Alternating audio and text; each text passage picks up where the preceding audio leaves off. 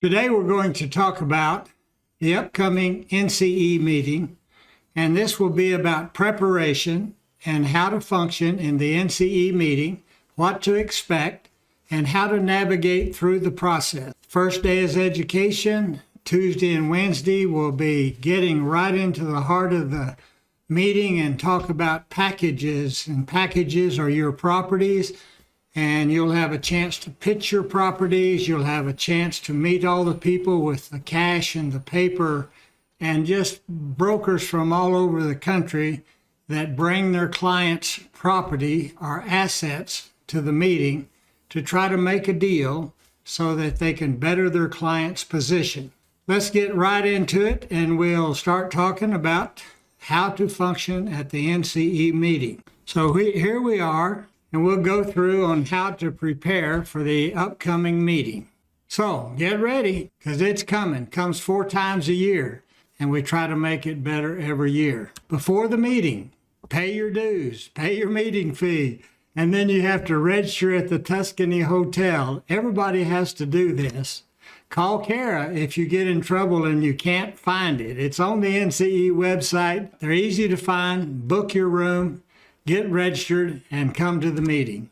Monday morning, 8 a.m. there'll be a roundtable, orientation, tips, and formats on how to get through the NCE meeting. It's all about learning how to do things at the NCE meeting, which is different than your MLS meeting. Monday morning, 9 a.m. That's right after the roundtable. It'll be a great education. So Tuesday morning, roundtables again. If you want to attend, you're not required to attend, but there'll be several roundtables and you can choose your topic. And you'll get a lot of great education of that. It's free. It's about an hour. So get your coffee and come on in. So let's go back to Tuesday morning, 9 o'clock, right after the roundtables. If you attend, you don't have to. You can get your breakfast and sit at your table and just enjoy your breakfast, check your email, go on the computer, do whatever you want to do. But 9 o'clock, and the meeting manager will have introductions there. He may decide to have some of the vendors come up and some of the sponsors, some of the affiliates, and talk about their role in NCE and how they help with NCE. So there'll be some introductions, and these are very interesting and helpful.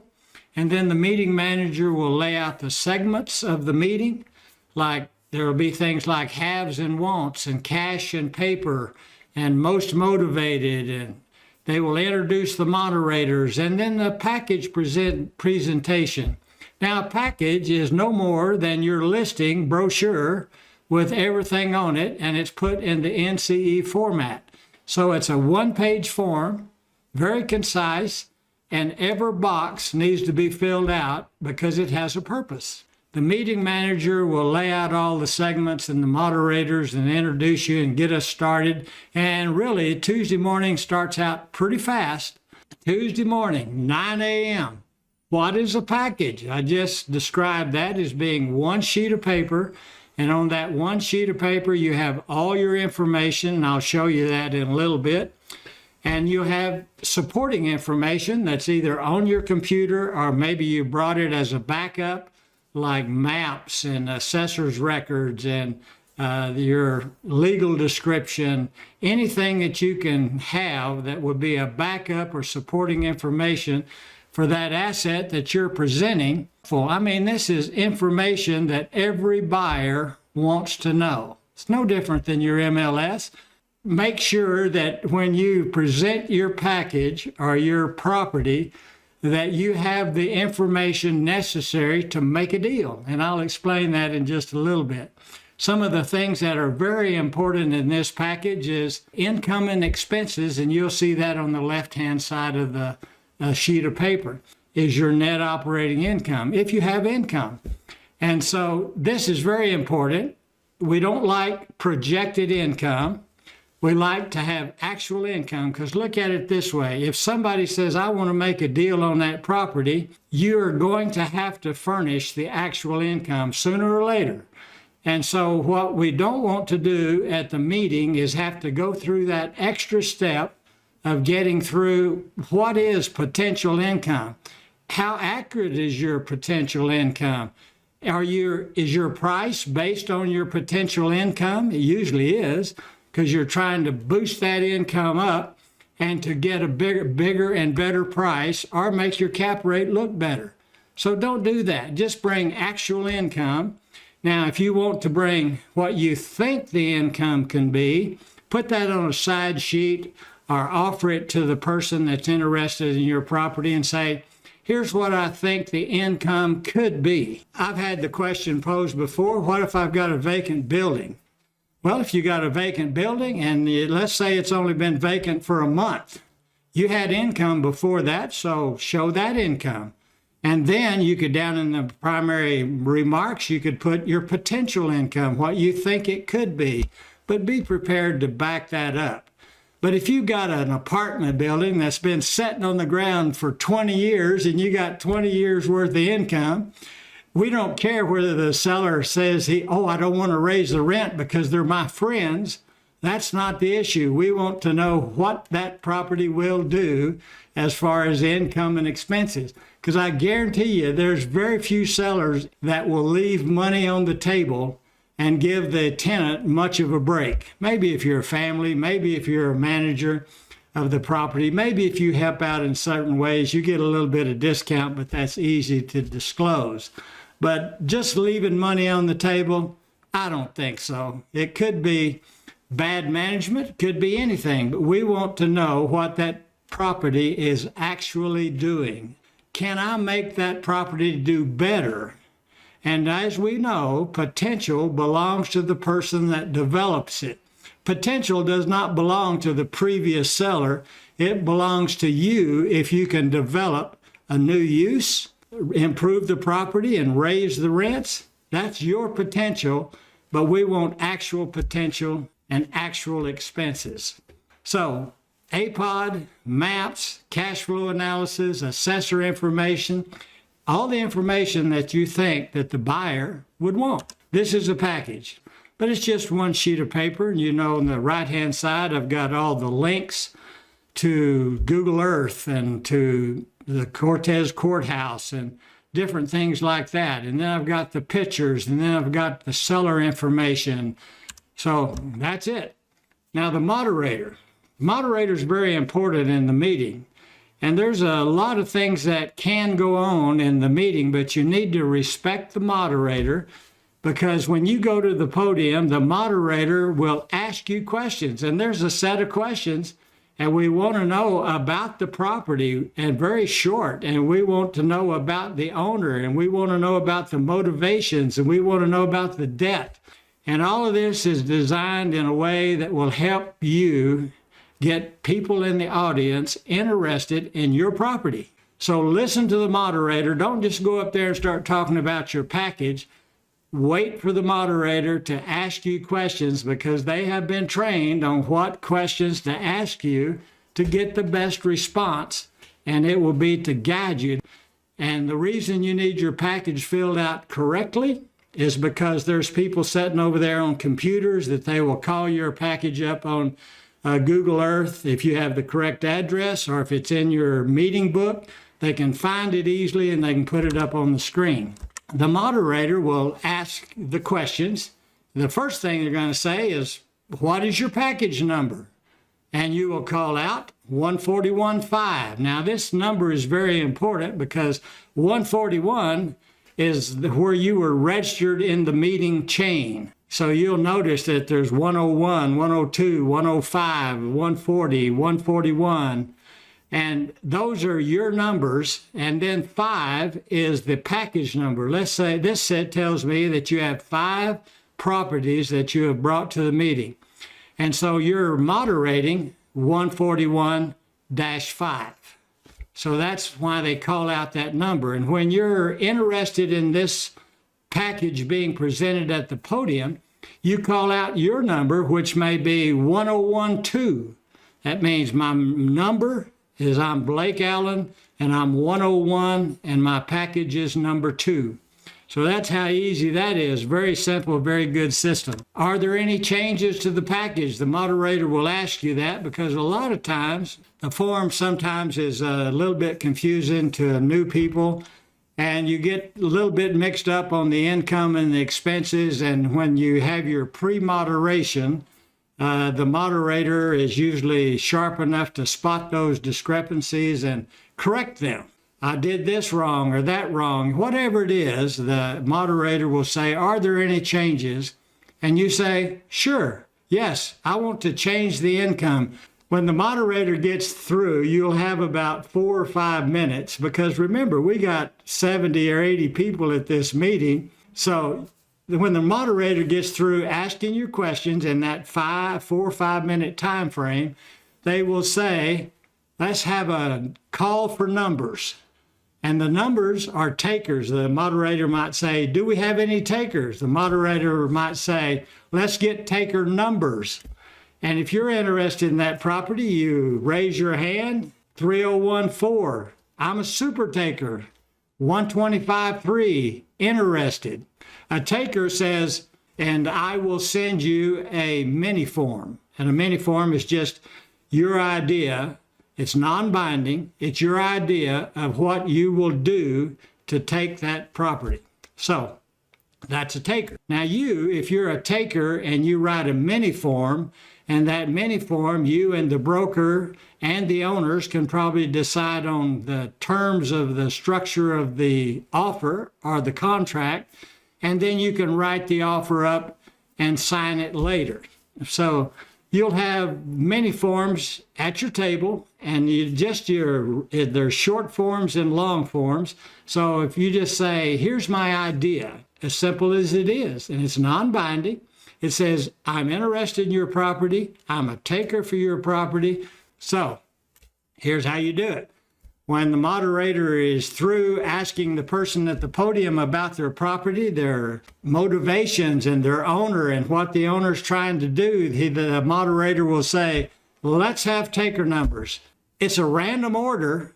Everybody will just hold up their hand, and the moderator will get to you and say, okay, 141.6, I'm interested. 101.2, I'm a taker. 168.1, I'm a super taker. And so that's how you do it, and it's kind of fun.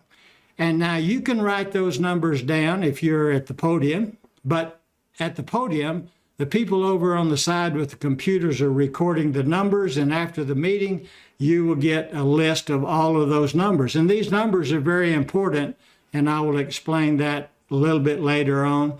And I'll even do another video on numbers, taker numbers. Your package. Now, your package is your presentation. So it's very important that you fill out that one-page form. It's your advertising platform. If you don't have any pictures in there, if you don't have a description of what the owner will do, like, why are you selling this property? Oh, well, I've retired, I'm trying to liquidate all my assets, and I want to move out of town. I'm not area bound. I would like to get cash flow.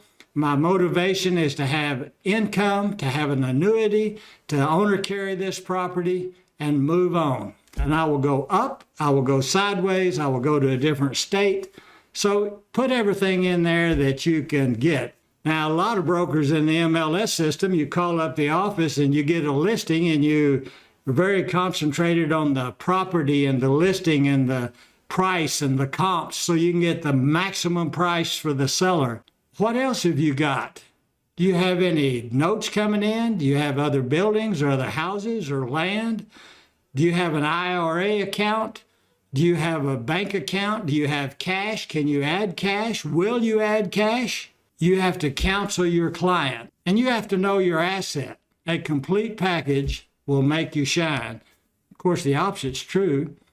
An incomplete package speaks for itself. So, keys to a great package is transparency. All the information that a buyer would want, that's what you do. And you use actual income. Now, there's a place for projected income. And if you use projected income, the moderator will probably say, why are you using projected income? This building's 20 years old. It's been rented for 20 years. Where's the actual income? Everybody will say, what's the problem? Why is it projected? Why aren't we getting actual income and expenses? And one thing about projected income is you raise the income but they forget to raise the expenses. And so if you're willing to guarantee the projected income, if your seller says, yes, I will guarantee the income, or I will guarantee the cap rate, and I will guarantee the net income for 2, 3, or 5 years, by all means, present that. It's not all just about the cap rate. It's about the benefits, and it's about the ownership, and it's about what I can do with this property to make a profit. We want to know about the equity, the loan information. Now, can ads. Can ads are really important. A lot of people will say, I don't want your property, but I want what you can add. You got a building that you say that you can add to this deal to make a bigger deal. I would like to have that building. So in can ads, put in there the boats, the pickup trucks, the motor homes, the new buildings, the old buildings, the inherited house, the vacant piece of land. Put anything in the can ads that will help you make a deal. Could be a promissory note, could be cash. I mean, that's can ads. Motivations, why? Well, I'm trying to get larger cash flow. I've run out of depreciation. I need to move up in value, and I need more cash flow, and I need more depreciation. Those are good motivations. If you say you're moving out of town, great. If you say you're not area bound, that's great. If you say I just want cash, that's great. If you want a promissory note, we know that we can help you do those kind of deals. But unless we know, we can't help. And you know, the one thing about making a deal and structuring a deal is the more you know about each other, but the owner would probably take cash flow if it's well secured, you would write an owner carry deal. But if the broker comes and says, oh, the owner just wants cash, just wants to move on, well, the first question you're going to get is, what is he going to do with the cash? And so you have to look at those things, because this is benefit-driven marketing. It's not all about the money. Money's important, cap rate's important, all of that's important, but so are the needs, the wants, and the desires of the seller. Not in the book, known as NIB. This is not the place for that. If it's not in the book, you won't be allowed to present in the regular session. You can present these not in the books, and the meeting moderator, the meeting manager, will decide where and when to allow people to present those packages that are not in the book. Now, a lot of times when they're calling for numbers, somebody in the audience will say, 142, not in the book, and that's okay. It's just that they have to be able to give you the information for what's not in the book. If it's in the book, we can all access it, and the people running the computers can access that information. If you were late, get your packages in, and it's in the second book, you can present, that's okay. But the main sessions, the moderated package session, is for counseled clients and for the people that know about their assets and the people that have got their information in the book, and we can all see it. It's a completed package, and we can move through that property pretty quickly because you've got about 5 minutes. So you need to get that package done good and correct. Listing control. No third-party listings. Third-party listings, you have never counseled the client. You may not even know who the client is either counsel the client, get on that listing agreement and be able to do those things, but you might do that in MLS, but that's not the place to do that here. You must know the property or the asset, and you also need to know the why. And that's why you can see that these fast-moving, moderated, professional sessions are made for the people that come that want to present their property and get a transaction for their client. And I'm not saying that you don't want to get the transaction for your client, but you have not prepared well enough to be able to present it in a professional, fast-moving meeting, unless the marketing manager gives you that slot. If you're the owner or you have a listing agreement, you have listing control and you can present. A lot of people bring their own assets to the property, to the meeting, property that they own. And they're working in their own behalf. Yes, owners can present. Takers. Thing we do at the meeting is we get takers. Now, takers are just like buyers. We use the word takers because there's 3 different types of takers. There's interested, there's takers, and there's super takers. And so you could say, I'm a buyer that's interested, I'm a buyer, or I'm a super buyer. You could do it that way too. But the term taker, that's stuck. So everyone wants a taker. No takers, no deal, no buyers, no deal. So one other thing, you don't want to go and just expect people to want to buy your property. You brought a property to this meeting, so what you want to do is take that property and go buy something. That's how you get aggressive, and that's how you get your numbers out. You've got an asset that has so much equity or so much price or something, and you want to go buy something with that. So when you see something come up that you think your seller might want, you present your number. And that means that you are willing to use that property to better your client and to take that asset that they're presenting. So every taker is a potential deal. Yes, my seller may do that if we can find a third leg. And so you don't say no, but you work around what that client says that they want. I mean, there may be a 3-way transaction there. So you don't say no, you say, yes, I will take that deal to my seller, and we may take that subject to finding something that we want. If you don't get any takers, you don't get a deal. You spend a lot of money getting there. Also, you need to be a taker. You need to buy with this package. And so don't turn a taker down. Always say, yes, we will, subject to getting what we want. I think I know what the problem is.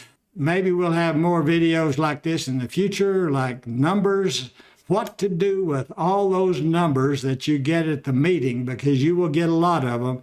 And those numbers have 3 or 4 layers that you can look for deals. And so we'll do that. And so thanks for watching.